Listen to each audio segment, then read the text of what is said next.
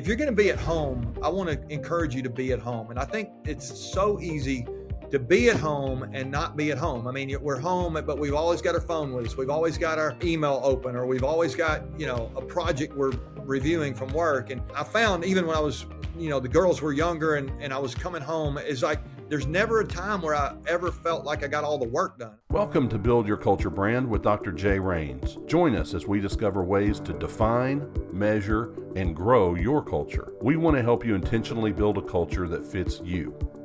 Hey leaders, welcome back to the Build Your Culture Brand podcast. I have with me today Randy Gravitt. Randy, thanks for joining us on the show. Thanks, Jay. I appreciate you and all you do to help leaders build culture. I'm excited that we get to have a conversation together. This is awesome. It is so good. I enjoyed getting to know you a few years ago, and thank you for that friendship. And I love the work that you're doing. I wanted to bring you on the show because, well, several reasons. I just love talking to you about leadership, but also today I wanted to talk a little bit about your latest book. And so we'll introduce that in a little bit and encourage everybody to go grab a copy. But I wanted our listeners, they may not know you personally. They've probably interacted with you in different ways if they're part of the leadership world that you're walking in. But I'd love for them to hear a little bit of kind of behind the scenes in case they haven't heard your podcast or something. So how would you describe say you're talking to your leaders, the ones right around you, how would they describe your leadership superpower? Well, I don't know that I have a superpower. I'm not sure they would describe it that way. They probably just say, you don't wear a cape? I don't have a cape, no cape, but they'd say he's just a guy who loves leaders and who wakes up every day trying to think about how he can help leaders. And I'm a big believer if leaders are good or great even, it makes it great for us when we have a great leader. And when our leader's not so great, it's not so great for us, right? And so I'm just trying to help the world get better by helping leaders get better. I think when leaders do what they're supposed to do, it just makes everything better. That's probably a simple way of saying it. And so I started out as a school teacher, coach in the high school world. Actually out in Texas, out in your branch of the woods. Did that in Fort Worth for a little while and then ended up in Knoxville and then came to Atlanta nearly 30 years ago now, which sounds crazy to say it, but about 14 years ago, I left what I was doing and started a quest to see, can I help leaders, more full time? And so I started speaking and coaching and doing a little bit of that on my own. And it just, in a crazy way, started to grow. And now here we are, I don't know, 11 years later. We've got a company with a dozen people and another dozen that are helping with content and all kind of stuff. And so there's about 25 of us that are trying to help leaders get better. We have a company called Lead Every Day, and we work with lots of Chick-fil-A operators and other businesses around the U.S. and really around the world. And so, that's kind of that's probably what a lot of people would say. He loves leaders and love my family. We will talk about that, but I'll mention that Laura and I have been married, I guess 37. I should know that exactly. 37 years now. Congratulations. Yeah, that's good. And then we have 4 daughters and 4 son-in-laws. They're all grown up and 8 little grandkids now. So I'm a granddad as well, and just living life, man, having a good time. It's a lot of fun to be in this season. That's so good. Thanks for sharing that about yourself. So if you're to flip that around, so that's kind of the superpower side, what would be part of your leadership that kind of works against you, or kryptonite? Yeah. Well, if my superpower is all the people around me, I think that's probably the way I would have said that is, I just try to get a bunch of smart people and what can we do together? But I think sometimes my kryptonite would be, I have tried at times to do too much on my own, and I've not let go of some things. And I think when I learned to let go and to ask people to help and to empower people and create a structure, it has helped. And so if I'm not careful, I'll be the bottleneck of what needs to happen. I think a lot of leaders struggle with that. So, yeah, it's been a lesson that I've learned over the decades now. And I'm still trying to make progress as I move forward. Even now, I just turned 60 a few weeks ago, and I'm still trying to learn to let go. That's amazing. That may segue us right into the theme of your book. Your book is called "Winning Begins at Home," and it's a fictional story. And we're walking through this person's life, and he's struggling with the pressures at work and pressures at home. And so, how much do you feel like some of that the protagonists in the story were you able to insert some of your own persona in there? Does that come out of some of your own life, or you pulled together a lot of different perspectives? How did that play out? Yeah, it's a great question. I think some of it does come out of my own life. Obviously, there's nobody that has a great family that doesn't have to work for it and hasn't had to experience the ups and downs of that. If you've been in a family for a while, anybody listening, you know that it's a challenge to leave work at work. And yet, there are other characters in the story that I can relate to as well. And I think anybody that reads the book will be able to connect with some of these characters, which is, I'm a storyteller, and so I thought a story would be a fun way to do it. But I think the back half of it, the last 70 pages, is an activation guide. It really how to create a blueprint, mindset to build the family you want. And so, yeah, the protagonist, there's part of my story in his story for sure. But I think the book in itself, I'm a big believer in you practice your way to high performance. My buddy Mark Miller and I always say that hope is not a strategy, and I think that's really true. I'm a big believer in hope. I love hope, but I think if you're going to get to a place of change, you've got to do something. And so I would call us practitioners, and I think that book is designed to be that way. So all of that, all of what I believe is kind of not all of what I believe, but a lot of what I believe about family and life outside of the 9 to 5 grind is there's a lot of principles in there that I would say have been true in my own story and things that I've aspired to and things that I still aspire to. And so, yeah, there's probably several things in there that I would relate to for sure. Well, Randy, I've enjoyed reading the book. Like I said, it's this fictional story about John. John comes home from work. He's got a lot going on at work, but he's got this young family, and he's really trying to understand how the whole family dynamic works and how to be the husband that he needs to be. And so you kind of set this up right at the beginning, like almost first page. He's confronted with a challenge, and he ends up meeting a mentor along the way through baseball, of all things. And so I love how you set all of it up with kind of baseball theme and all the things that he learns, the principles he learns from Willie, this mentor person that comes into his life, this Gandalf type person that comes into his life, right? So initial question though is what prompted you or what inspired you to write this book and put it out for the world? Yeah, that's a awesome question as well. I was, we spend a lot of our time working with leaders and organizations, and we're teaching leadership and how to build leadership culture and engagement, and we talk about alignment and all culture stuff, same as you. And ultimately we're trying to help organizations execute at a high level. And so all that stuff's great. Our coaching and training and consulting, we love all that and it's fun. But what happens, or what has happened over the last few years, is I've heard organization or leader after leader even say, we're applying the stuff you're talking about. Work is going really well. I'll use my 9 to 5 language again. 9 to 5 is good, but what's happening outside of work from, let's call it 5 to 9, I made that up, but it's not so good. I mean, there's just things at home are not so good. And I'm a big believer, Jay, that if you win at work and you lose at home, I think you still lose. We talk about that. And so go build a great company. That's fantastic. But how do we build something outside of work? And so leader after leader kept saying, I'm struggling outside of work. And I couldn't find anything. I mean, there's stuff on marriage and parenting out there, but really nothing for leaders on how to build a great family. And so I thought, well, let's create some content for that. And so we did, and it's been a positive infusion really into a lot of organizations that have embraced it. I got a text this morning of a guy who had listened to the audio version, and he's like, "This is a little bit of a kick in the pants I needed, and I'm doing a little bit of a reset here, which is cool."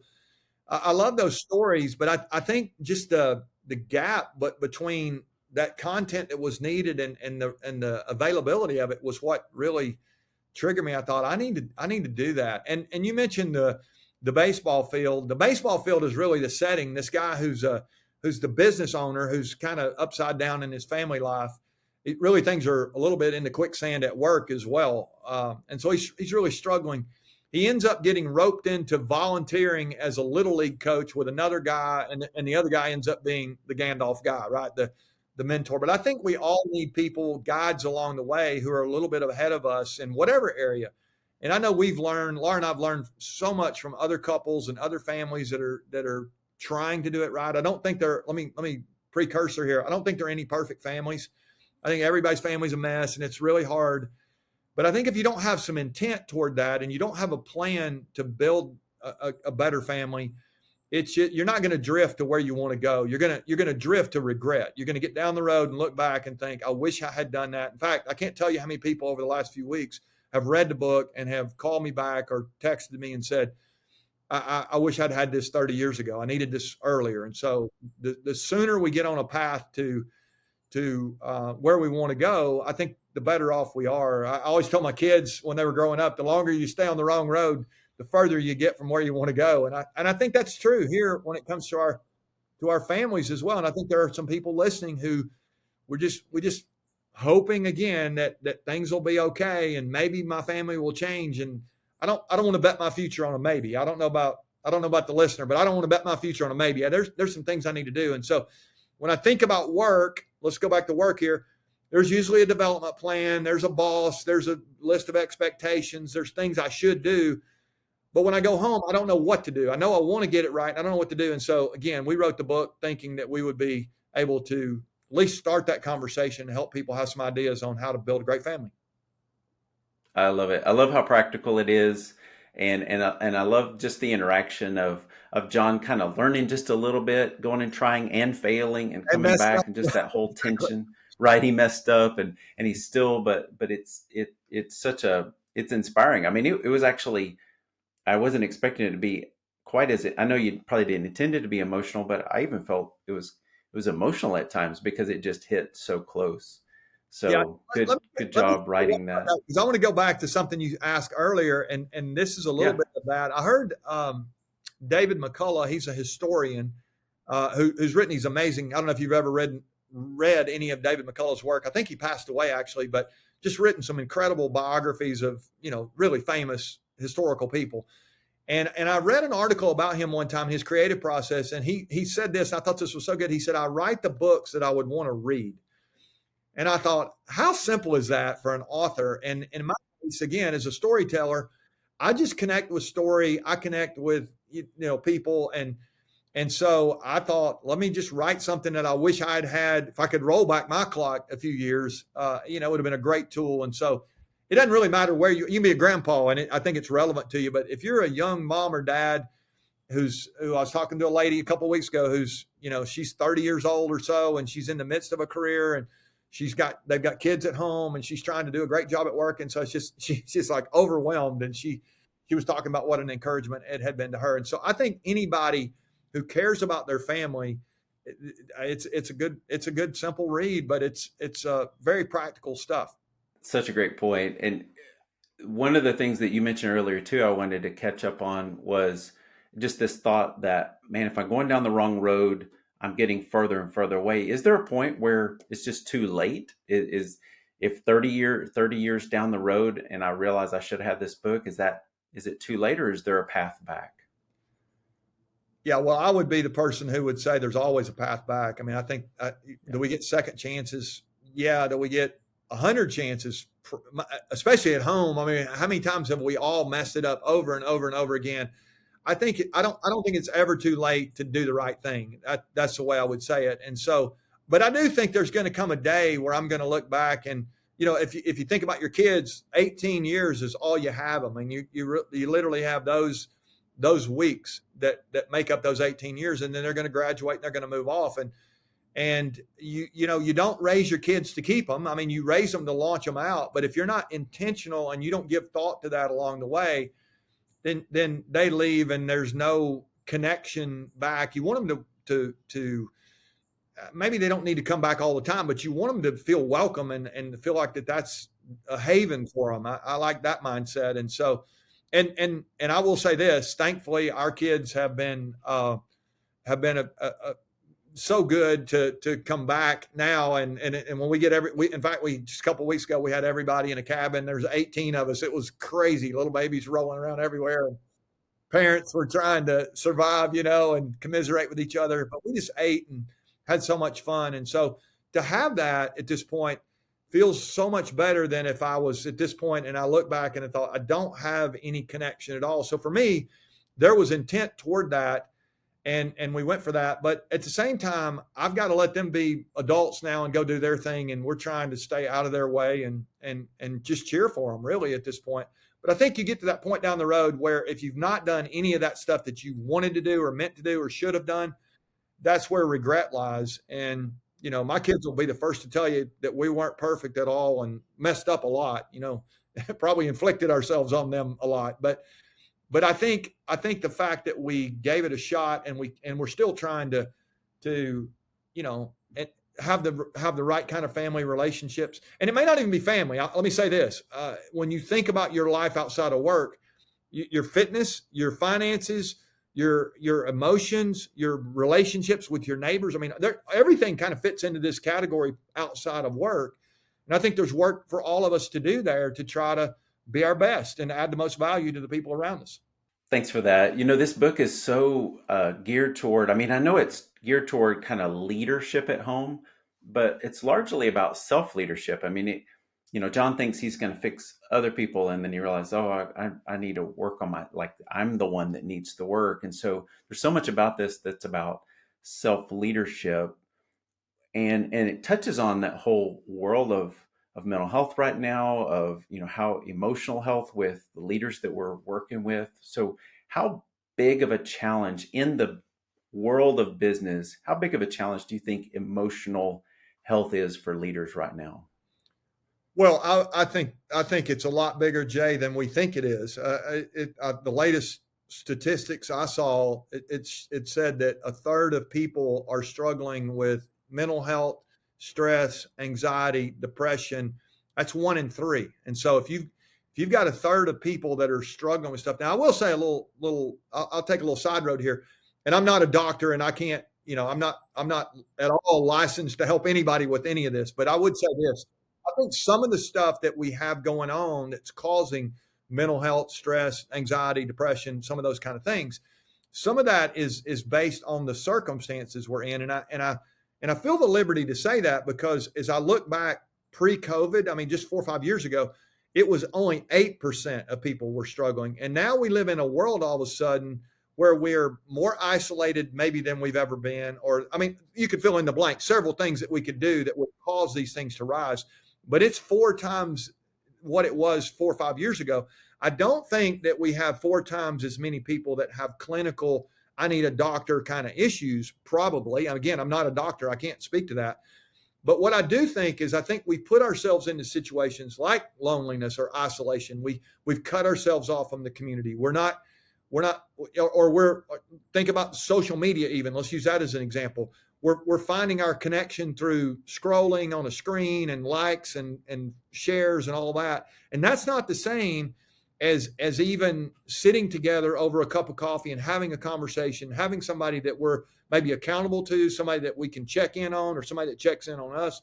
I just think there's so much power in that face-to-face community. And I say that as I'll call myself a high-functioning introvert. I'm on my back porch here. When we're done with the call, I'll probably be here reading, and I'm good with that.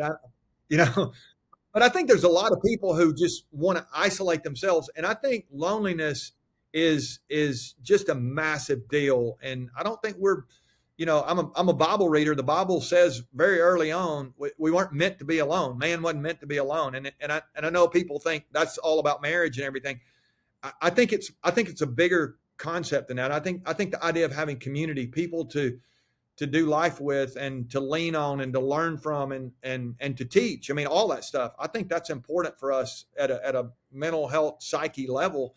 And so again, I'm not qualified to talk about that, but that's just worked for us. And I think those times when I've not felt like I had somebody that I could go to or talk to, you can get in a dark place pretty quick. A lot of people are telling me it's really hard if you don't feel like you have somebody, to share with. So that's my 2 cents, for what it's worth.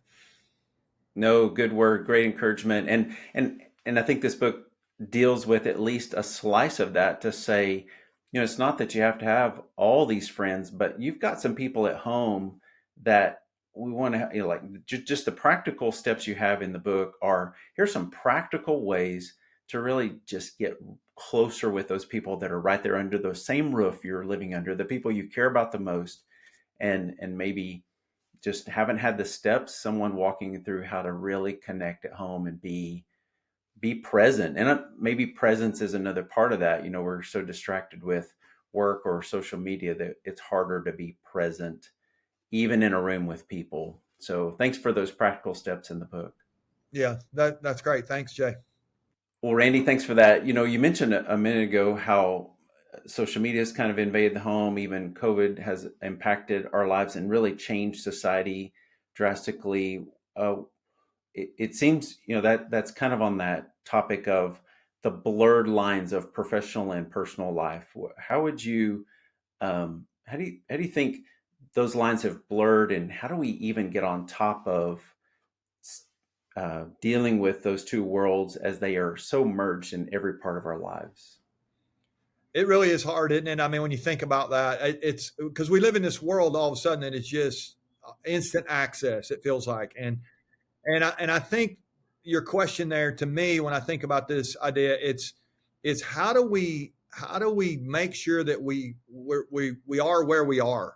Maybe that's probably a simple way to say it, but if you're going to be at home, I want to encourage you to be at home. And I think it's so easy to be at home and not be at home. I mean, we're home, but we've always got our phone with us. We've always got our email open, or we've always got, a project we're reviewing from work. And I found, even when I was, the girls were younger and I was coming home, it's like, there's never a time where I ever felt like I got all the work done. I mean, think about it, Jay. Have you ever had a day where you thought there's just nothing else left for me to do? That's not happening. Right. And we're older, I mean, we've been around a while. I'm just telling you, anybody who's listening, you're never going to have a day where everything's done and there's nothing else to do. So why would you think that I'm going to take a little bit more home tonight, get a little bit more done, And I think what happens is we not only do we hurt our productivity at work because we're not focused at work. We'll hold that for a second. But when we're home and we're not really at home, if you're not there when you're there, those relationships are going to begin to suffer. And it's just those connections are only going to happen if we're intentional about that. And I say, I've talked about this some lately with leaders that we've been coaching or talking to.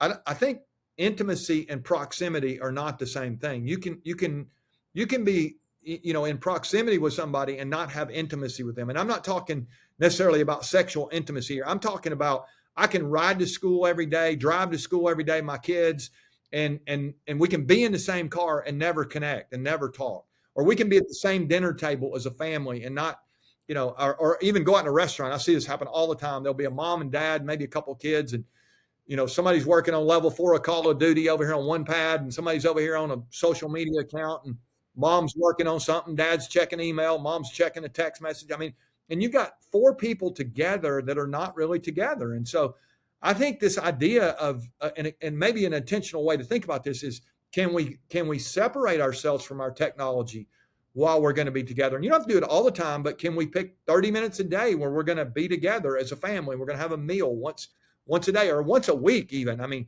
it's not going to happen if we're not intentional about it. And that's where, to me, the leader at home, the mom or dad, has to say, this is what we're going to do together. And if you want to be together, you've got to really focus on that and go after it. And I think if you will, it's amazing what can happen in those connections.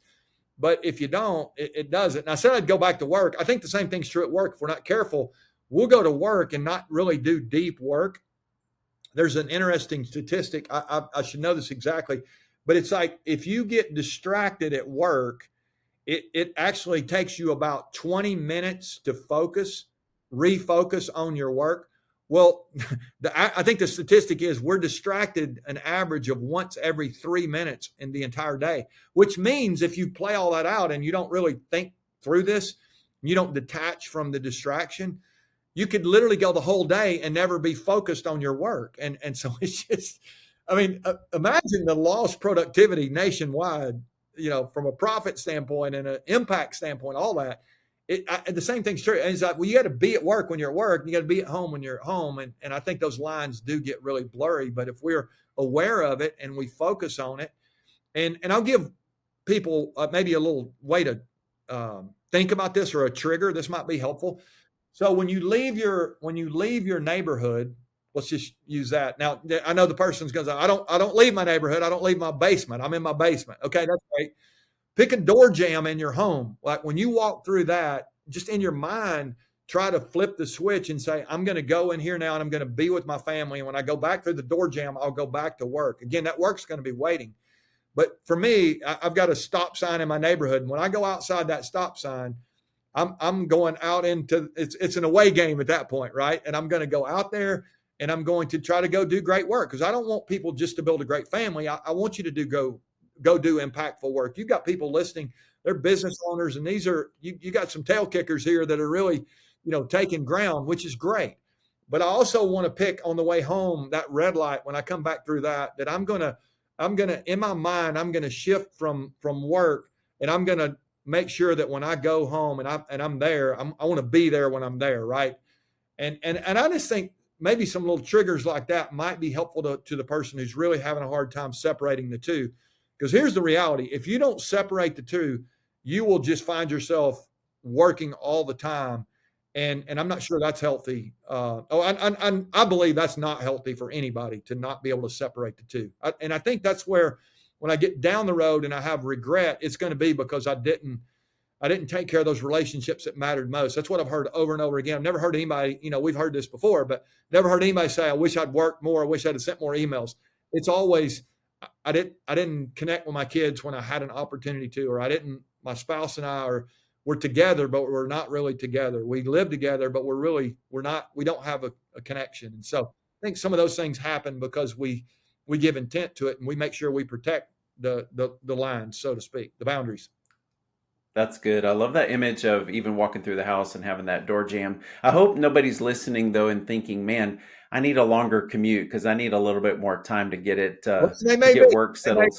And I'll give you a little. There's been times I've had to pull over in my neighborhood, and I need to finish this phone call before I pull into my driveway, and my wife comes out and sees me on another phone call, and I'm detached. I mean,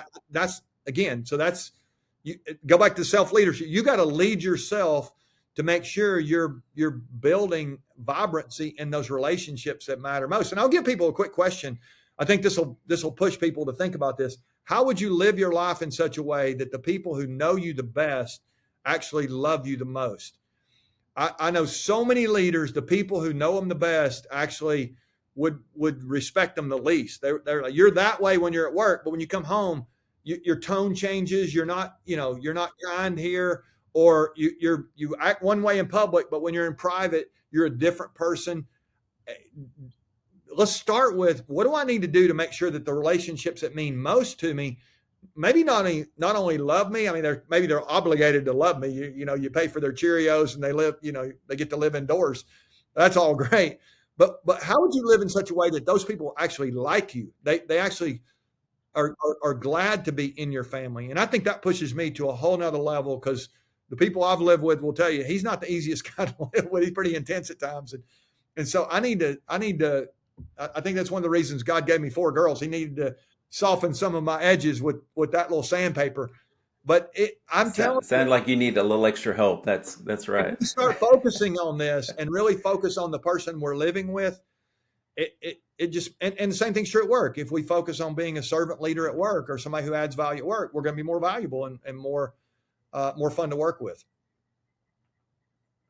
That's so good. So let me throw out a scenario and see how some ideas you might give to a leader. So a leader, man or woman, they're home with their family, and let's say they have kids that are old enough to interact and talk. Kind of preteen or teen, and or a little older child. And so what would be, they're sitting around the dinner table, they've made that time, phones are away. What would you encourage them as a best practice or a way to make sure that time together is valuable and quality?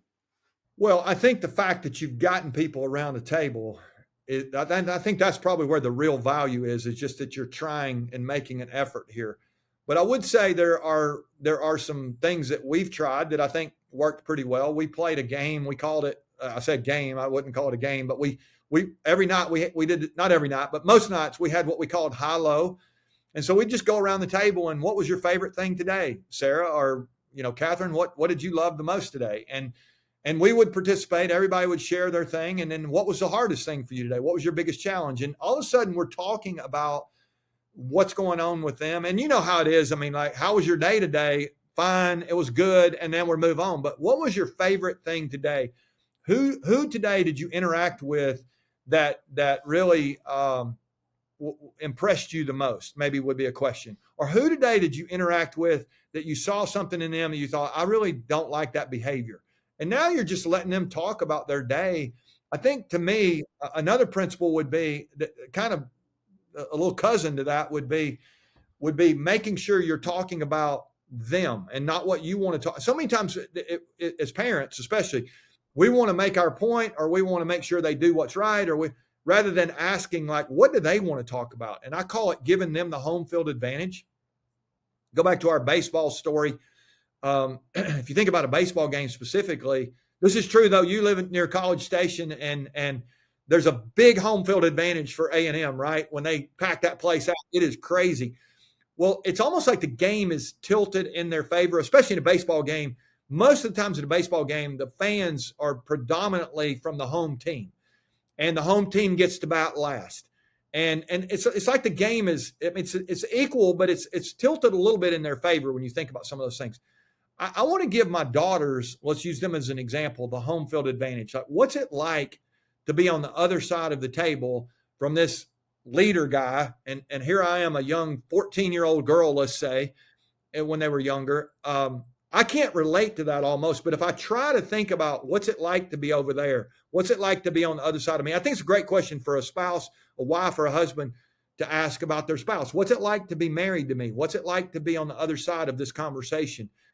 At work, even if you're the boss and you've got the power and you have the authority, and you got this person on the other side, and maybe you have the income and you're just rolling in a pretty strong way, and you've got somebody over here on the other side who's maybe struggling with some things that you haven't struggled with for a while. Just putting yourself in the other person's shoes can be so powerful there. And I think that dinner table, the same thing is true. What's it like to be in ninth grade? Well, I've been in ninth grade, but it was 40 years ago. And so it's really, maybe more than that, it's really hard for me to relate to what's it like to be in ninth grade today with technology and all the stuff that's going on. And so I really can't almost even relate unless I listen. And so I think listening, listen first.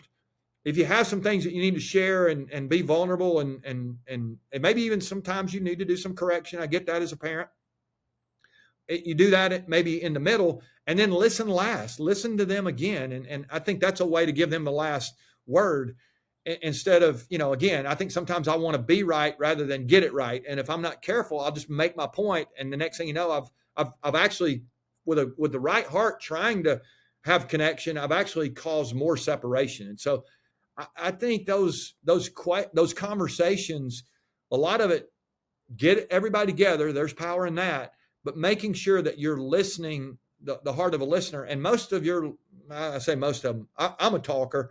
I make a living talking, a lot of times. It can be easy for somebody who's a leader. You're always expected to talk. That listening side is maybe an area where we all need to work on it. I know I have to keep working on that. So hopefully that's helpful to somebody. No, that's super helpful. Thank you for making it really practical. And one of the threads I heard in that was just to get really curious with your kids or your wife, either one. And I think what I want to make sure was said very overtly. You said it in there, but just make sure to say it real clear. Like, really hold back from advice giving, both to your spouse and to your kids. Like, Sure, with stay your away from that, especially with especially with spouse. I And well, let's say one word about that, Jay. I think yeah, saying sometimes you do need to give somebody some advice. Just make sure you say the right thing in the right way. You do say the right thing. You don't say too much, but you say the right thing, but you say it in the right way. And there's a phrase we use in the book: "You're never persuasive when you're abrasive." I think sometimes we think I'll just say it louder. My wife tells me saying it louder doesn't make you more right. That's good.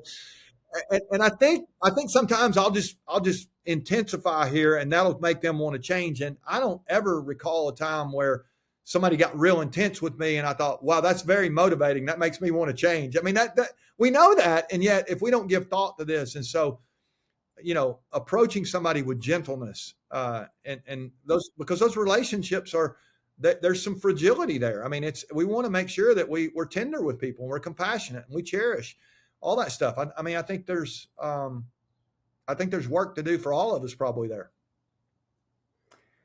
well, I love the way you've set it up. I think the way I see it, with this being targeted at self leadership, I really think this is an opportunity to actually get better at, like you're saying, get better at work. But the filter I'm looking at it through is, we tend to look at work as, are we going to focus on results or relationships? We maybe we lean more towards results or relationships. We have this, or maybe we're more relational than results. I don't know. But this filter of going at home and really working on ourselves and testing it against these people that know us best is a really good way to come back to work stronger. I guess kind of a path of humility, maybe a really, there's an opportunity to be humbled at home a bit and be coachable and to listen and to learn. And that makes us better going back to work as well. Yeah, I love that. That's good. That humility is a great word there. It's good. I think if you get in a family, everybody's in a family in some way, shape, or form. You get in a family, you're going to learn very quick that it is an opportunity to learn to sacrifice, to learn to love, to learn to share. I mean, it's just from the time we were children, we were taught these things, and they still work. And so let's don't forget just some of the basics there. To me, It's the basics. That's right. yeah, That's that's right. right. Well, Randy, thanks for joining me on the show and sharing about your book. I'm looking forward to. We'll put links to the book in show notes. People can grab that Audible, or the audio, or Yeah, the we Kindle got the book or the hardback as physical well. I book. will say this: I got a copy here on the video. I'll hold up. If Yeah, if anybody's looking for bulk copies, they can find that at leadeveryday.com in the shop there. And I just had you talking to operators. I know a lot. I just had an operator who texted me this morning. They had a party for all their team last night, and he gave 125 copies out. He gave one to everybody. And I think any business owner, anybody that's listening, I'd love for you to read the book's great, but if you read it and you like it and you think this would be a conversation that could be helpful in your organization, get a copy for everybody. To me, that's the way forward. It's if we're not careful, we'll just work on ourselves and not really try to, how do we develop the people around us to have this mindset? There's no reason every organization can't be filled with families who are locked in and trying to get better. And again, they're going to look all, I mean, different shapes and forms there. A lot of single people, a lot of married people, a lot of people with kids or not kids, and all that kind of. It's all going to look different. But every single person on your payroll, if you're a business owner, is going to have a life outside of that 9 to 5. And I think if you can help them win outside of work, I think they'll actually be better at work. But it's just going to be much more vibrant for your community and those families. And I think that'll make you a great leader to follow. So that'd be my final word on that. oh, that's so good. Great word. And we'll put the link to that store, your store, on in the show notes, and look forward to having people go there and find it and buy some for everybody on the team. I know one other thought to mention here: the protagonist is a man. It's a male in this, but I mean, as you mentioned earlier, these principles apply to all of us really as adults, and whether or not we have young family or not. I mean, it doesn't necessarily have to be about family, but it is about having community and how do we relate to the people around us. So it can be applied broader than the fictional story that it's set in. But so thank you for those principles that you've placed in the book. Yeah, we're a big fan of young moms as well. I mean, every single person, really, anybody who's a leader who's struggling to get it right outside of work. Again, I just remind them all: if you win at work and you lose at home, I think you still lose. Let's do what we can to make sure we help everybody win. I say where it matters most, and that's at home. Randy, thanks for being a friend and join us on the show. We'll need to get back together. There's other topics that we need to dive into. You've got a lot of experience, and I know that would help our listeners greatly. And so I'd love to explore some of those topics with you in the future. That sounds great, Jay. If we can help any of your listeners, just tell them to reach out, and love being a part of what you're doing. Thanks for all you're, again, doing to help people build great cultures. It's amazing. Thank you for listening to Build Your Culture Brand with Dr. Jay Rains. If you enjoyed this podcast, please like, comment, and share. You can also visit our website at buildyourculturebrand.com.